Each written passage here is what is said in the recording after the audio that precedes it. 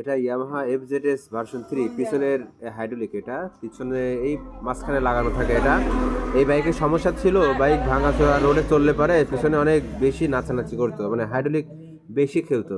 আর পিছনের হাইড্রোলিক যদি বেশি খেলে, বেশি নাচানাচি করে, সেই ক্ষেত্রে বাইকের হচ্ছে নিয়ন্ত্রণটা হারিয়ে যায়, চালকের নিয়ন্ত্রণটা হারিয়ে যায়।